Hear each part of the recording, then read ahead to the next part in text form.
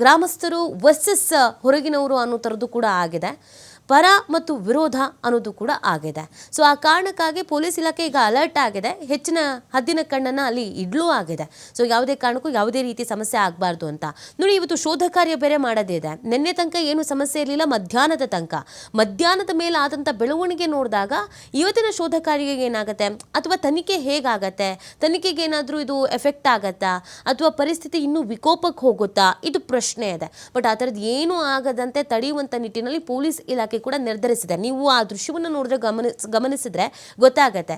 ಒಂದಷ್ಟು ಜನ ಪೊಲೀಸರು ಅವರನ್ನು ತಡೆಯುವಂಥ ಪ್ರಯತ್ನ ಮಾಡಿದ್ರು, ಪೊಲೀಸರನ್ನೇ ನುಗ್ಗಿಕೊಂಡು ಪೊಲೀಸರನ್ನೇ ತಳ್ಳಿ ಇಲ್ಲಿ ಯಾವ ರೀತಿಯಾಗಿ ವರ್ತಿಸ್ತಾ ಇದ್ದಾರೆ ಅಂತ.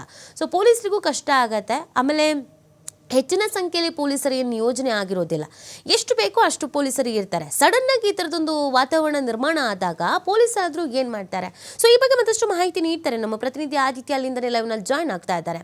ಆದಿತ್ಯ, ನಿನ್ನೆ ಮಧ್ಯಾಹ್ನ ತನಕ ಎಲ್ಲನೂ ತಣ್ಣಗಿತ್ತು, ಎಲ್ಲನೂ ಸರಿ ಇತ್ತು, ತನಿಖೆ ಆಗ್ತಿತ್ತು, ಪರ ವಿರೋಧ ಚರ್ಚೆಗಳು ಇದ್ರೂ ಕೂಡ ಇಷ್ಟರ ಮಟ್ಟಿಗೆ ಲಾಠಿ ಚಾರ್ಜ್ ಆಗೋ ಮಟ್ಟಿಗೆ ಏನು ಸಮಸ್ಯೆ ಆಗಿರಲಿಲ್ಲ.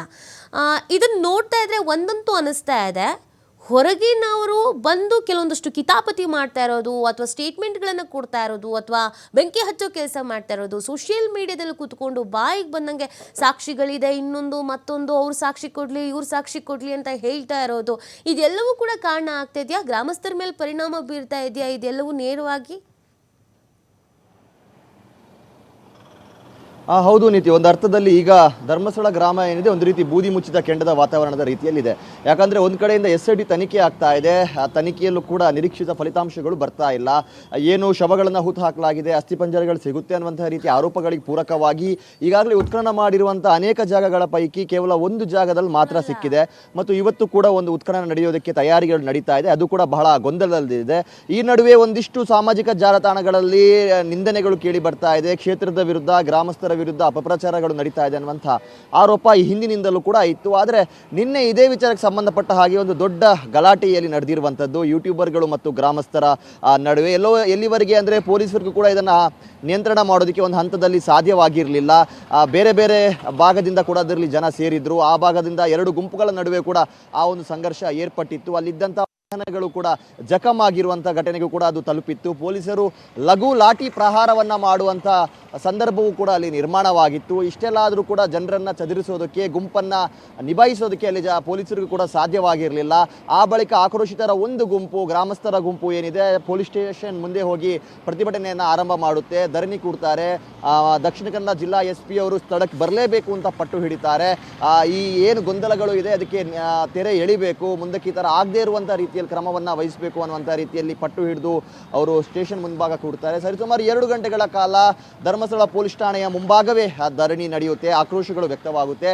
ಈ ಬಳಿಕ ದಕ್ಷಿಣ ಕನ್ನಡ ಜಿಲ್ಲಾ SP ಅರುಣ್ ಕುಮಾರ್ ಸ್ವತಃ ಅವರೇ ಆ ಜಾಗಕ್ಕೆ ಬರ್ತಾರೆ, ಸ್ಟೇಷನ್ ಮುಂಭಾಗ ಬರ್ತಾರೆ. ಪೊಲೀಸರಿಂದ ಮಾಹಿತಿಯನ್ನು ಪಡೆದು ಮಾಹಿತಿಯನ್ನು ನೀಡ್ತಾರೆ. ಎರಡೂ ಕಡೆಗಳ ಮೇಲೆ ಯಾರೇ ಹಲ್ಲೆ ಮಾಡಿದರೂ ಕೂಡ ಅವರ ವಿರುದ್ಧ ಕಾನೂನಿನ ಕ್ರಮವನ್ನು ನಾವು ಕೈಗೊಳ್ತೀವಿ, ಈ ವಿಚಾರದಲ್ಲಿ ಯಾವುದೇ ರೀತಿಯ ರಾಜಿ ಇಲ್ಲ ಅನ್ನುವಂಥ ರೀತಿಯ ಖಡಕ್ ಸಂದೇಶವನ್ನು ಕೊಟ್ಟಿದ್ದಾರೆ. SIT ತನಿಖೆ ಒಂದು ಕಡೆಯಿಂದ ನಡೀತಾ ಇದೆ, ಬಹಳ ಪ್ರಾಮಾಣಿಕವಾಗಿ, ಕೂಲಂಕುಷವಾಗಿ, ಟ್ರಾನ್ಸ್ಪರೆಂಟ್ ಆಗಿ ತನಿಖೆಯನ್ನು ಮಾಡ್ತಾ ಇದ್ದಾರೆ. ಹಾಗಾಗಿ ಅದಕ್ಕೆ ಅವಕಾಶವನ್ನು ಮಾಡಿಕೊಡಬೇಕು. ಅದರ ಒಂದು ಫಲಿತಾಂಶ ಬರುವವರೆಗೂ ಕೂಡ ಯಾರು ಯಾವುದೇ ರೀತಿಯ ರಿಯಾಕ್ಷನ್ಗಳನ್ನು ಕೊಡುವಂಥದ್ದು ತಪ್ಪು. ಯಾಕಂದರೆ ಒಂದು ತನಿಖಾ ಹಂತದಲ್ಲಿ ಇರುವಂಥ ಒಂದು ಪ್ರಕರಣಕ್ಕೆ ಸಂಬಂಧಪಟ್ಟ ಹಾಗೆ ಯಾವುದೇ ರೀತಿಯ ಒಂದು ವಿಚಾರಗಳು ಇದ್ದರೂ ಕೂಡ ಅದನ್ನು ಎಲ್ಲೆಂದರಲ್ಲಿ ಬೇಕಾದ ರೀತಿಯಲ್ಲಿ ಅದನ್ನು ವ್ಯಕ್ತಪಡಿಸಿದರೆ, ಯಾವುದೇ ಸಾಕ್ಷಿಗಳು ಇಲ್ಲದಿರುವಂಥ ಸಂದರ್ಭದಲ್ಲಿ ಅದು ಮಾಡ್ತಾ ಇರುವಂಥ ಒಂದು ಪ್ರಾಮಾಣಿಕ ಪ್ರಯತ್ನ ಮತ್ತು ವ್ಯವಸ್ಥೆಗೆ ಒಂದು ರೀತಿಯ ಅಡಚಣೆ ಮಾಡುವಂಥ ಒಂದು ವಿಚಾರ ನೀತಿ. ಹಾಗಾಗಿ SP ಅವರು ಕೂಡ ಇದನ್ನೇ ಹೇಳಿದ್ದಾರೆ, ಕಾನೂನಾತ್ಮಕವಾಗಿ ನಿನ್ನೆ ಯಾರೆಲ್ಲ ನಾವು ಮೊದಲ ದಿನದಿಂದ ಇಲ್ಲಿವರೆಗಿನ ಡೆವಲಪ್ಮೆಂಟ್ ಅನ್ನ ನೋಡಿದಾಗ ಎಲ್ಲವೂ ಕೂಡ ಸಲೀಸಾಗಿ ಆಗ್ತಾ ಇತ್ತು, ಯಾವುದೇ ಸಮಸ್ಯೆ ಆಗಿಲ್ಲ. ಪಾಯಿಂಟ್ ನಂಬರ್ 12ರವರೆಗೂ ಏನು ಸಮಸ್ಯೆ ಆಗಿಲ್ಲ. ನೀವು ಕೂಡ ಅಂದರೆ ಮಾಧ್ಯಮದ ಪ್ರತಿನಿಧಿಯಾಗಿ ನೀವು ಕೂಡ ಸುದ್ದಿ ಏನಿದೆ ಅಷ್ಟನ್ನು ಮಾತ್ರ ಹೇಳ್ತಾ ಇದ್ದೀರಾ, ಯಾವುದೇ ಸಮಸ್ಯೆ ಅನ್ನೋದು ಆಗಿರಲಿಲ್ಲ.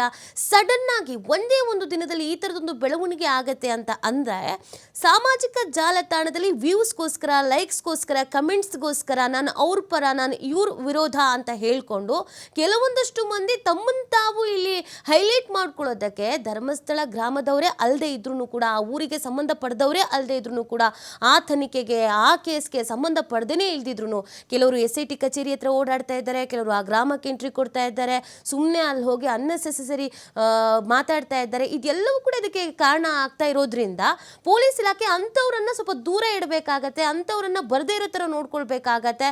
ಸೊ ಮುಂದಿನ ತನಿಖೆಗಾಗಿರ್ಬೋದು ಅಥವಾ ಇವತ್ತಿನ ಶೋಧ ಕಾರ್ಯಕ್ಕಾಗಿರ್ಬೋದು, ಇವೆಲ್ಲ ಯಾವ ರೀತಿಯಾಗಿ ಎಫೆಕ್ಟ್ ಆಗ್ಬೋದು ಅಂತ ಸರ್ಕಾರ ಆಗಲಿ, SIT ಆಗಲಿ ಅಥವಾ ಜವಾಬ್ದಾರಿಯುತ ಮಾಧ್ಯಮಗಳೇ ಆಗಲಿ ಸೆನ್ಸಿಟಿವ್ ಕೇಸನ್ನು ಸೆನ್ಸಿಟಿವ್ ಆಗಿ ಹ್ಯಾಂಡಲ್ ಮಾಡ್ತಾ ಇರಬೇಕಾದ್ರೆ ಬೇರೆಯವ್ರ ಅವಶ್ಯಕತೆ ಯಾಕೆ ಅಂತ ಆದಿತ್ಯ? ಆ ನೀತಿ ನಿಜವಾಗ್ಲೂ ನೀತಿ. ಯಾಕಂದ್ರೆ ನಾವು ಕೂಡ ಸರಿಸುಮಾರು 15-20 ದಿನದಿಂದ ಈ ವಿಚಾರಕ್ಕೆ ಸಂಬಂಧಪಟ್ಟ ಹಾಗೆ ವರದಿ ಮಾಡ್ತಾ ಇದ್ದೀವಿ. ಎಲ್ಲೂ ಕೂಡ ಯಾರ ಪರ ಯಾರ ವಿರುದ್ಧವು ನಮಗೆ ಸಾಕ್ಷ್ಯಗಳು ಮುಖ್ಯವಾಗುತ್ತೆ, ಡಾಕ್ಯುಮೆಂಟ್ಗಳು ಮುಖ್ಯವಾಗುತ್ತೆ. ಎಲ್ಲೋ ಒಂದು ಕಡೆ ಕೂತ್ಕೊಂಡು ಮಾತನಾಡೋದಕ್ಕಿಂತಲೂ ಅಲ್ಲಿ ಹೋಗಿ ಅಲ್ಲಿನ ವಾಸ್ತವಗಳು ಏನಿದೆ ಅದನ್ನು ಜನರ ಮುಂದೆ ಇಡುವಂಥದ್ದು, ಅದರ ಕಷ್ಟ ನಷ್ಟಗಳು ಅಲ್ಲಿ ಆ ರೀತಿ ವರದಿ ಮಾಡುವಂಥವರಿಗೆ ಮಾತ್ರ ಗೊತ್ತಿರುವಂಥ ವಿಚಾರ ಅದು. ಈ ರೀತಿ ಜವಾಬ್ದಾರಿಯುತವಾಗಿ ನೈಜತೆಯನ್ನು ಪ್ರಸಾರ ಮಾಡಬೇಕು ಅಂತ ಹೋದಂಥ ಸಂದರ್ಭ ಕೆಲವೊಂದಿಷ್ಟು ಜನ ತಮ್ಮ ಪೂರ್ವಾಗ್ರಹ ಪೀಡಿತವಾದ ಚಿಂತನೆಗಳು ಅಥವಾ ತಮ್ಮ ವೈಯಕ್ತಿಕ ದ್ವೇಷಗಳು, ಇಲ್ಲ ಸಲ್ಲದ ಆರೋಪಗಳನ್ನ ಮಾಡ್ತಾ ಜನರನ್ನ ಪ್ರೇರೇಪಿಸುವಂಥದ್ದು ಅಥವಾ ಜನರನ್ನ ಉದ್ರೇಕ ಮಾಡುವಂತಹ ರೀತಿಯಲ್ಲೂ ಕೂಡ ಒಂದಿಷ್ಟು ಪ್ರಯತ್ನಗಳನ್ನ ಮಾಡ್ತಾ ಇರುವಂಥದ್ದು ಕೂಡ ಇದೆ. ಇದರಿಂದ ನೈಜವಾಗಿ ಪ್ರಾಮಾಣಿಕವಾಗಿ ಅಲ್ಲಿ ಸುದ್ದಿ ಪ್ರಸಾರ ಮಾಡೋದಕ್ಕೆ ಹೋದಂಥವರಾಗಿರ್ಬೋದು ಅಥವಾ ನಾವೇ ಆಗಿರ್ಬೋದು, ನಮಗೂ ಕೂಡ ಕಷ್ಟಗಳಾಗ್ತಾ ಇರುವಂಥ ವಿಚಾರಗಳು ಕೂಡ ಇದೆ. ಹಾಗಾಗಿ ಇನ್ನು ಮುಂದೆ ಆದರೂ ಪೊಲೀಸ್ ಇಲಾಖೆ ಸೋಷಿಯಲ್ ಮೀಡಿಯಾದ ಮೇಲೆ ಒಂದು ಗಮನವನ್ನು ಇರಿಸಬೇಕು. ಇದು ಸಾಧ್ಯವಾಗದ ಮಾತು ಅಲ್ಲ. ಯಾಕಂದ್ರೆ ಈ ಹಿಂದೆ ಕಮ್ಯುನಲ್ ಕ್ರಾಶ್ಗಳು ಆದಂಥ ಸಂದರ್ಭದಲ್ಲೂ ಕೂಡ ಇದನ್ನ ತಡೆಗಟ್ಟೋದಕ್ಕೆ ಸಾಧ್ಯನೇ ಇಲ್ಲ.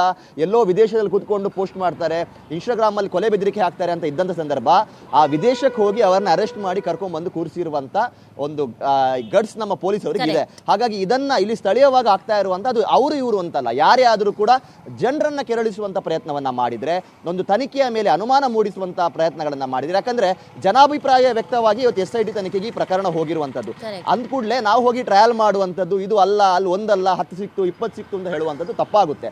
ಹಾಗಾಗಿ ಪೊಲೀಸ್ ಇಲಾಖೆ SIT ತನಿಖೆಯ ವಿರುದ್ಧ ಯಾರು ಅನುಮಾನಾಸ್ಪದ ಮತ್ತು ಆ ತನಿಖೆಯ ವಿರುದ್ಧ ಜನರು ಮುಗಿಬೀಳುವ ರೀತಿಯ ವಾತಾವರಣವನ್ನು ನಿರ್ಮಾಣ ಮಾಡ್ತಾರೋ ಅವರ ವಿರುದ್ಧ ಕಠಿಣ ಕ್ರಮವನ್ನು ಕೈಗೊಳ್ಳಬೇಕು. ಈ ವಿಚಾರದಲ್ಲಿ ಯಾವುದೇ ರೀತಿಯ ರಾಜಿಯನ್ನ ಮಾಡ್ಕೋಬಾರ್ದು. ದಕ್ಷಿಣ ಕನ್ನಡ SP ಅರುಣ್ ಕುಮಾರ್ ಅವರು ಇದರಲ್ಲಿ ನಿಸ್ಸೀಮರಾಗಿದ್ದಾರೆ. ಕಮ್ಯುನಲ್ ಕ್ಲಾಶ್ಗಳನ್ನು ನಿಯಂತ್ರಣ ಮಾಡುವಂಥ ವಿಚಾರದಲ್ಲಿ ಬಹಳ ಕಠಿಣವಾದ ಗಂಭೀರವಾದ ಸ್ಟೆಪ್ಗಳನ್ನು ಅವರು ತೆಗೆದುಕೊಂಡಿದ್ದಾರೆ. ಈ ಸಾಮಾಜಿಕ ಜಾಲತಾಣಗಳ ಮೇಲೆ ನಿಯಂತ್ರಣವನ್ನು ಹೇಳಿದರೆ ಅಲ್ಲಿ ಪ್ರಾಮಾಣಿಕವಾಗಿ ಕೆಲಸ ಮಾಡುವಂಥ ಪೊಲೀಸರಿಂದ ಹಿಡಿದು ನೈಜತೆಯಿಂದ ಸುದ್ದಿ ಮಾಡುವಂಥ ಮಾಧ್ಯಮದವರಿಗೂ ಕೂಡ ಅವರವರ ಕೆಲಸ ಮಾಡೋದಕ್ಕೆ ಅನುಕೂಲವಾಗುತ್ತೆ. ಎಸ್, ಥ್ಯಾಂಕ್ ಯು ಆದಿತ್ಯ ತಮ್ಮೆಲ್ಲ ಡೀಟೇಲ್ಸ್ಗಾಗಿ.